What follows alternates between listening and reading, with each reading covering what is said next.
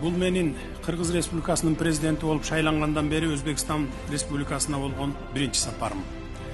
Кыргызстан бир тууган Өзбекстан менен мамилелердин жогорку деңгээлине ар дайым өзгөчө маани берип келгендигин жана түзүлгөн тыгыз кызматташтыкты бекемдөөгө жана тереңдетүүгө даяр экендигин белгилейм.